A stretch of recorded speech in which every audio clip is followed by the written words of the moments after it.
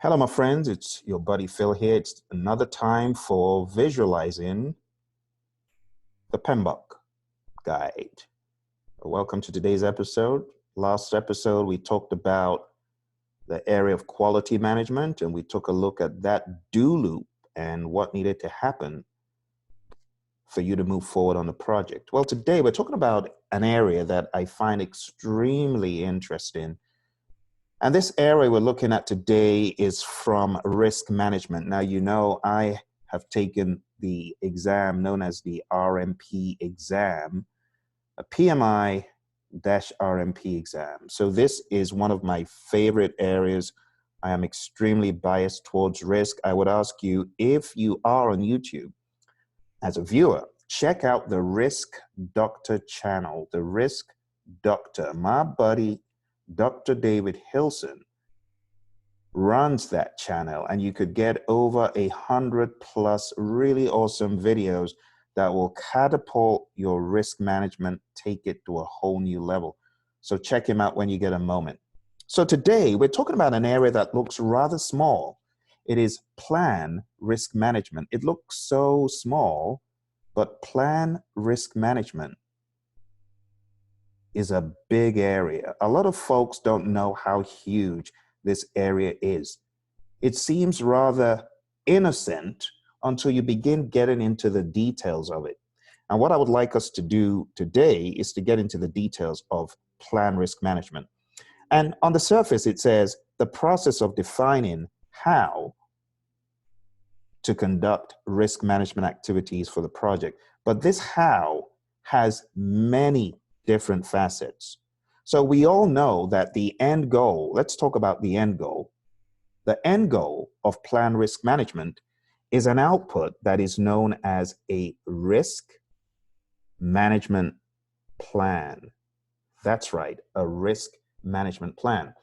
And a risk management plan, on the surface, it looks like a basic document, really basic, but there's a lot that goes into it. And in classic PMBOK style, you do know that plan risk management is just like any of the other planning processes. Classic PMBOK style is the plans are the how. So anytime you think about this how, you find the how in a plan. You always got to be thinking about that. Now, this document that looks so unassuming and innocent has got a lot in it. And I would like us to take a look at some of the things that are in it. So let's do that. Let's make it a little bit bigger. It's a significant document. All right. So there are many, many things in this plan. It's not just a high-level how. And that's what we're really going to focus on breaking down today, first and foremost. So if you are reading along with me in the PMBOK guide, we are, of course, in chapter 11, and we're going to 11.1, and the output is the risk management plan. But there's a plethora of stuff in this plan. I must have said that 10 times already. The first thing I want you to be aware of that is in this plan is something that we call the risk strategy. Risk strategy. The risk strategy is a higher level of thinking compared to the methodology, which is actually the next thing. So let's talk about these two really quickly. Risk strategy is the general approach to managing risk on the project. I often use the example in a well-known semiconductor firm I worked in. We're going through this divestiture, and the overarching risk strategy was escalate the big risks, escalate the day one crippling risks. So when we cut over those systems and get into day one in this newly acquired firm, if you will, or this melded firm, all of those day one risks, those are the risks we're going to escalate to the executive management group who are working the deal. And that was our overarching strategy. Methodology is different. Methodology, it says it defines the specific approaches and the tools. So when you think about a methodology, you're thinking about the tools and you're thinking about the lower levels of detail, so to speak, that will roll up into the strategy. But it's not the same as a strategy. Strategy is more high level. Methodology is the tools, the techniques, and the approaches for the boots on the ground as far as them tackling the risks. So when we start talking about our risk, probability, and impact matrix, using that, we are getting into methodology, if you get what I mean. Next, we have the roles and responsibilities for risk activities on the project. We have funding concerns that need to be addressed. And by funding, you do know that risk management costs money. Where's that coming from? How are we going to perform those risk management activities? And then we also have the timing for risk activities on the project. When are we going to carry out, identify risks? When are we going to do a qualitative risk analysis? When are we going to do quantitative? How often are we going to look at the risk register and update it and things like that? The next one is very important. And I think it's a sacred cow, I would say, in the PMBOK guide, and it is risk categories. These risk categories are depicted in what we call a risk breakdown structure. The risk breakdown structure can be depicted as a node at the top being broken down into the different areas. And here's an example, really scrappy example that one of my buddies put together. And you can see project risks in this one, in this RBS, were broken into technical, external, organizational, project management, and other. But if you look at the PMBOK guide, you'll find that the PMBOK guide breaks them down differently. Not to say that there's a fixed way of doing it, but you can expand based on what the PMI have given you in the PMBOK guide. So we've got, again, technical risks, but then we've got management risks and commercial risks also talked about, and external risks there as well. So it's a slightly different breakdown. You can take a look at page 406 in the PMBOK guide to check out the risk breakdown structure.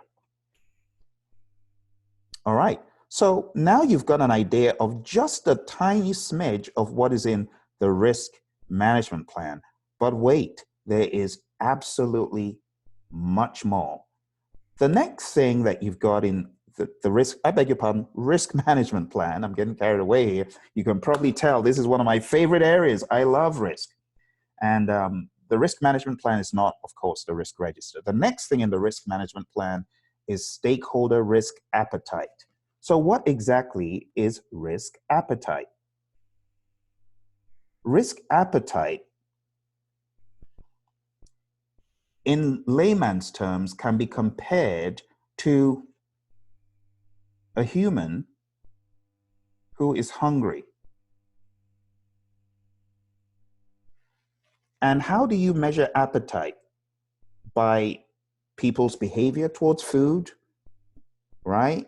You see them guzzling down a whole bowl of food, you know, oh, that person's hungry. That person's got a big appetite. So we can measure the appetite based on what they're ready to do in pursuit of food, right? The same way risk appetite, we can assess risk appetite based on how much risk a stakeholder is willing to take on in pursuit of an opportunity. And that's really what risk appetite is. Now, the PMI, they don't define it in those colorful terms. They say the risk appetites of key stakeholders on the project are recorded in the risk management plan, you know, as they inform the details of the plan risk management process. It says, in particular, stakeholder risk appetite should be expressed as a measurable risk threshold. So we're talking about a threshold, a point around the project at which we can determine the acceptable level of overall risk exposure. So if they say, I don't care about a risk exposure of $1 million, let's do it. And maybe if it's 10 million, they might begin to draw back and say, no, I don't think it's worth that. Well, You can quantify the appetites. And it's a relative thing, and it's on a project-by-project basis. Okay, the next thing we talk about here is the definitions of risk, probability, and impacts. This is a very important concept. Now, back in the PMBOK guide, once upon a time, they referred to this aspect, and I'm going to put it up here. They refer to this as definitions of probability and impact. And we've kind of held true to it. But here we break down a risk in a table, and we say the risk has a high probability if, whatever it is, it has a medium probability if, and the characteristic is described, it has a low probability if, it has a very low probability if, and we can do the same for very high and so on. And we can do it from a probability perspective, but we can also do it from an impact perspective. We could say it has a high impact.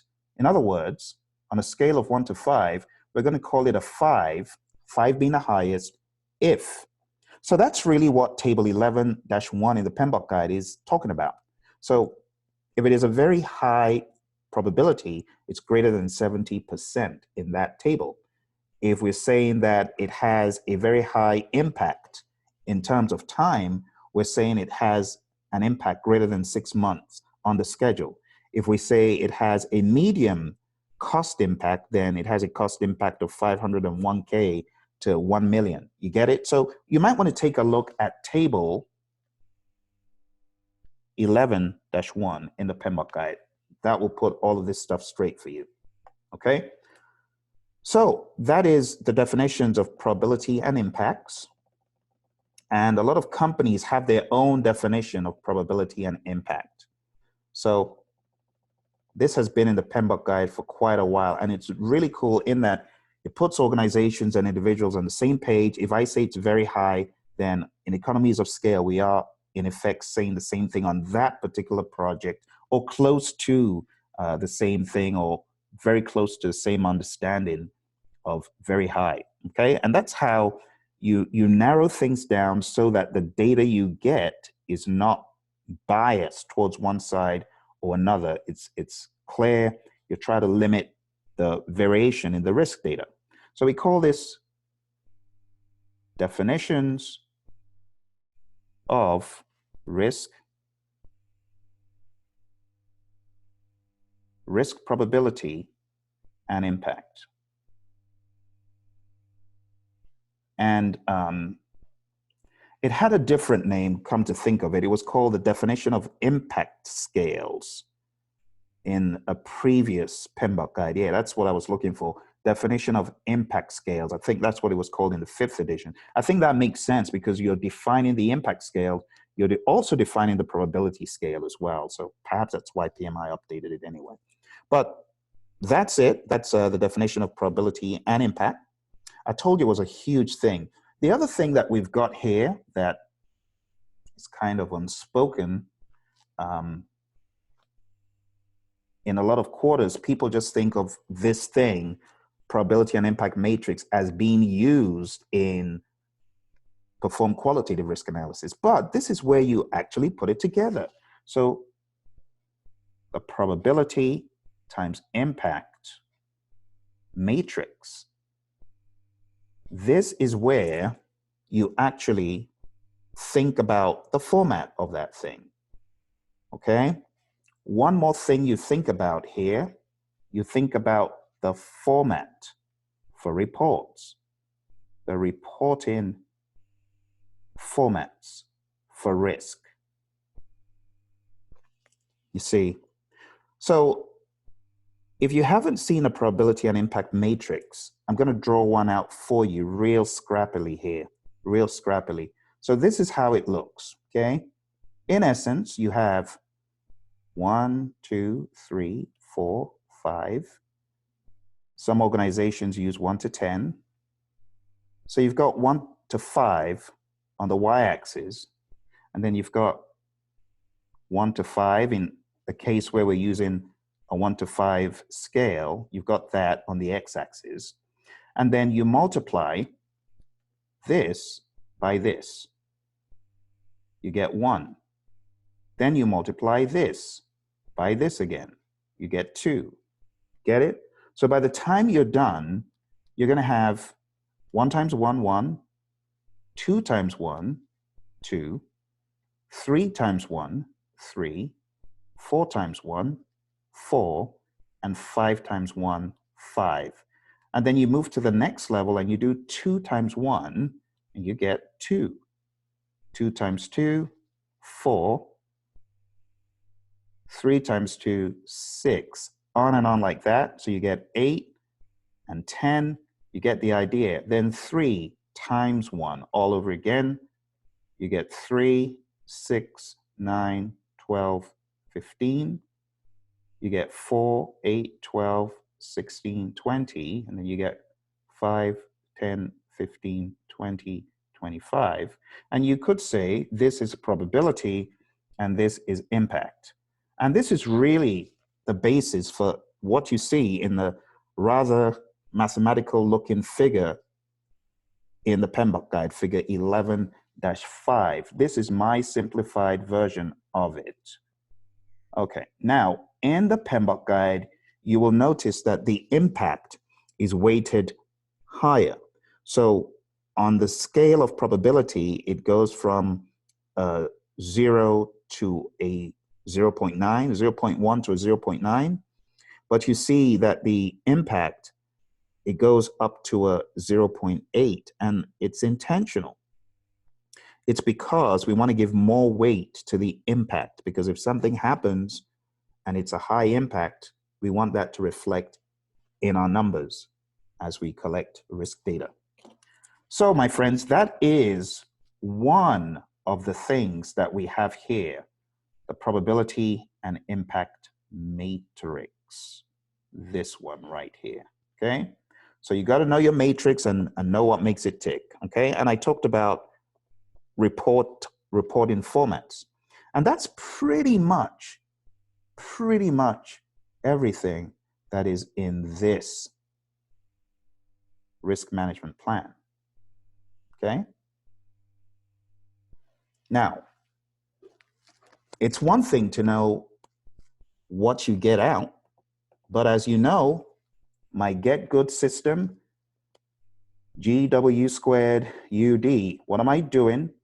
What am I getting from the process? So what am I doing? You need to ask yourself, what is the main definition? And you need to ask yourself, what are the benefits? In other words, the key benefits, And in the PMBOK guide, every one of the 49 processes has the key benefit. My friendly advice will be to know that, okay? What am I getting is the output. And then what am I using as an input? What am I using as a tool and technique? And then the W squared is where is what I'm getting going. In other words, I'm getting this. Okay, you're getting a risk management plan. Where is this going next? Where is this going? Where is it going to be used? So all of these are questions you want to be asking yourself as you cover the PMBOK guide. You need to get good. Where's what I'm getting going and why is it going there? And that's the basis for my get good system. And as you draw out these images, make sure you're asking yourself those questions. Where's what I'm getting going? All right. So there's one obvious input. In fact, it's so obvious, I know that you know it. It goes to 47 processes in the PMBOK guide. It needs no introduction. What is it? The project management plan. That's right, the project management plan. So your project management plan is an input to plan risk management. Some people struggle understanding how this is.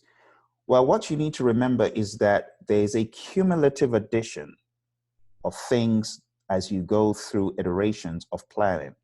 You may not have everything in the project management plan, but you have some stuff.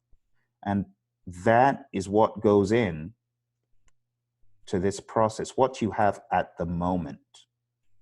You don't have everything, but you have some stuff at the moment. And if you read through the PMBOK guide to really, try to understand what exactly are they saying is in here. Well, it says all components, because all components could be very relevant to plan risk management. So when you finally get to the place where this is spoken about, it says all approved subsidiary plans, all means all, right, should be taken into consideration in order to make the risk management plan, the word, consistent. You want to make all the plans be consistent across the board. And that's why we do that. So that is a very important input that you see going into every process except two, okay? Now, before you talk about the project management plan, of course, there's one other thing that we address, and you guys already know this. It's called the project charter. That's exactly what we're going to put in here next. Project charter. Your project charter has high-level risks in here. And apart from that, apart from the high-level risk descriptions and so on, you have other elements of your project charter that could be relevant to this process. You've got the high-level project description, you've got the high-level requirements as well. So there's a lot of stuff that could be very relevant to this. And that is why it's an input to plan risk management. Now, even without any reference to your PMBOK guide, you know what's coming next. It's the PEO combination, the P, the E, and the O. What does PEO mean? Project documents. And you know what those are. Surely you know what those are.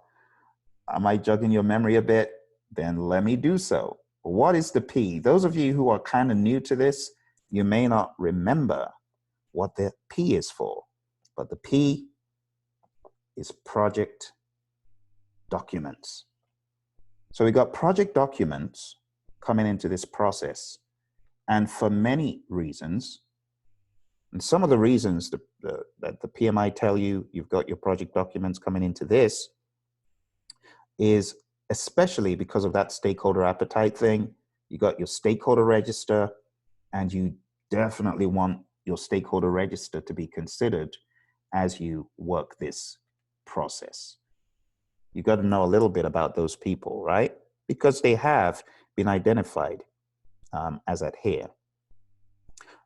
It contains details about the stakeholders and their attitude towards risk seeking, risk averse, and all those terms, all right? And like I said, the E stands for enterprise environmental factors. And there is your friend Phil on the EEF document. Now it's figurative. EEFs are not necessarily always documents. They're just factors. And sometimes those factors are captured in a document. Other times they just are, right? So there's your EFs, also an input, and of course, OPA, also an input, organizational process assets. And there's your OPAs again. So with the PEO combination, you find this happening on so many processes. I mean, it becomes a little bit monotonous, but don't be deceived, my friends, because you do need to know this on your exam to some degree. You should be aware of which documents are more important than others in a particular process. Okay, good. All right, now let's round this up with a final discussion about the tools and techniques of this process. Tools and techniques. As usual, we're going to use our red box, and we're going to put a red box over here. And we are going to show the influence of the tools and techniques on the process. So draw an arrow that way and that way. Tools and techniques.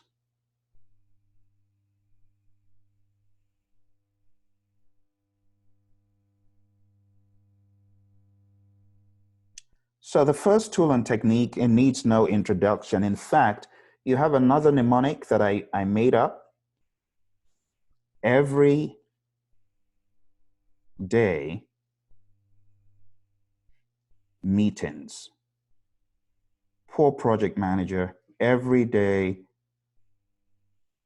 she's got to go to a bunch of meetings. She's not happy about it. Everyday meetings. Why am I showing you this mnemonic? Because you got to remember the EDM. EDM. E for expert judgment, D for data analysis, and M for meetings.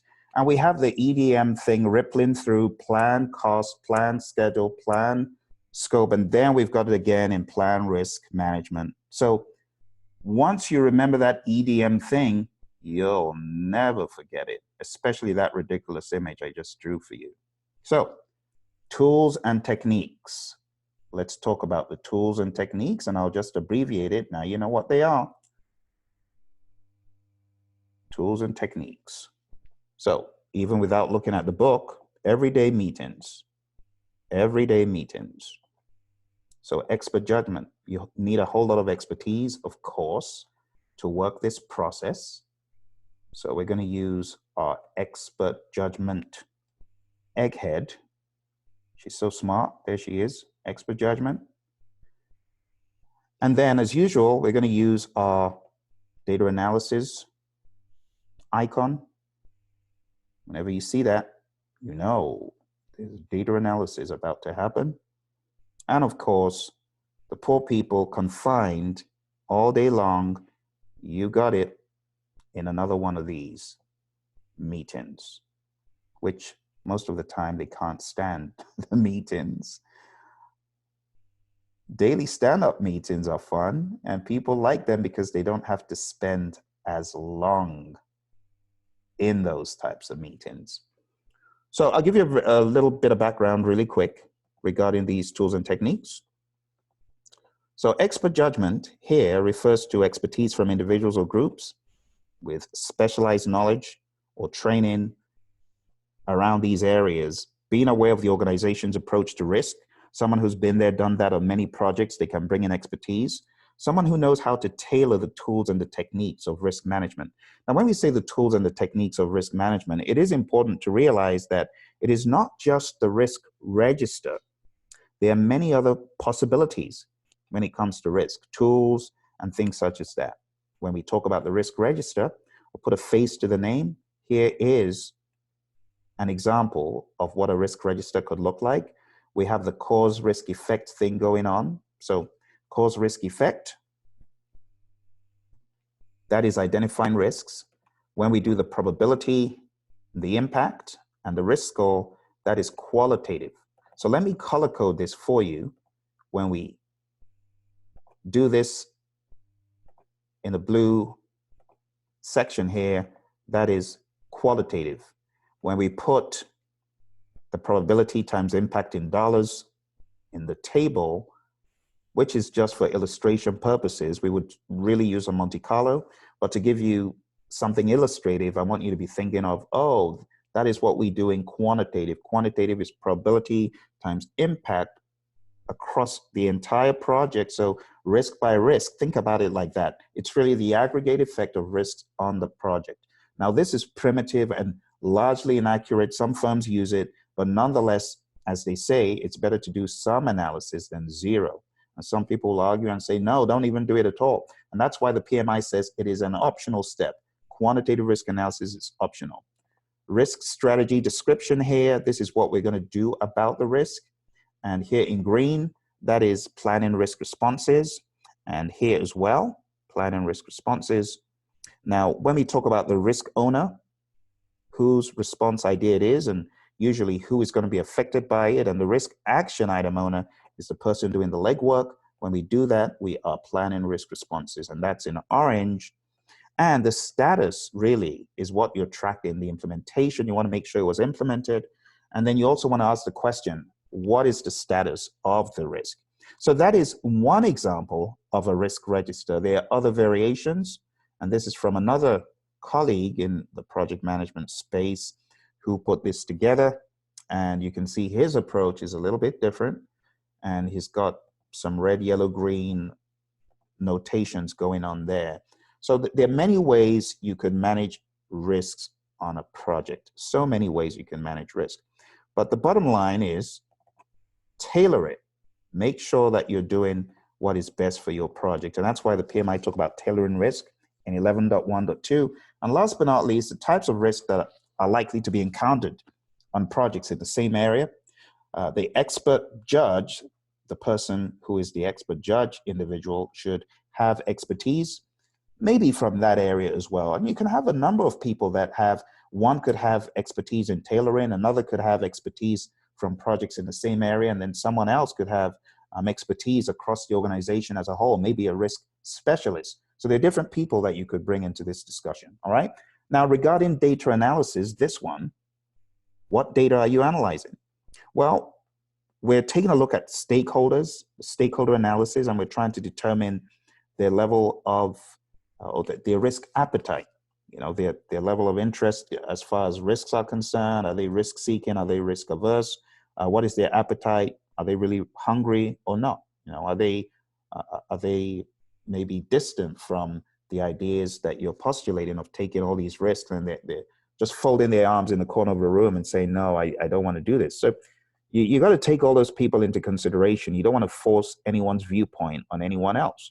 So stakeholders are different. It could be a very fine balancing act on a tightrope, trying to get these people all on the same page. It takes a lot of patience and a lot of expertise where risk is concerned. Last but not least, we have meetings. We call these risk planning meetings the meetings of the minds. So the meeting of the minds to decide upon one thing or another. The PMI say this risk management plan right here, this plan could actually be developed as part of this risk planning meeting. And they say attendees could be the project manager, project team members, key stakeholders, people who are responsible for managing risk on the project, and even people outside of the firm, customers, sellers, regulators. And it talks about a skilled, the key word being skilled facilitator. You don't want someone they're going to run all over. And that's why I tell PMs, you got to get your skills up in the area of facilitation, because you never know when you're going to be running a risk planning meeting with the sharks. Beware. PMI say plans for conducting risk management activities are defined in these meetings. So we have these meetings to define how we're going to do stuff. So they're very important meetings, okay? I hope you found this to be useful. If you're getting ready for the PMP exam, be it the pilot exam, the current exam, the future exam, whatever exam, whenever you're listening to this, I want you to take a trip down to the Praizion website, praizion.com.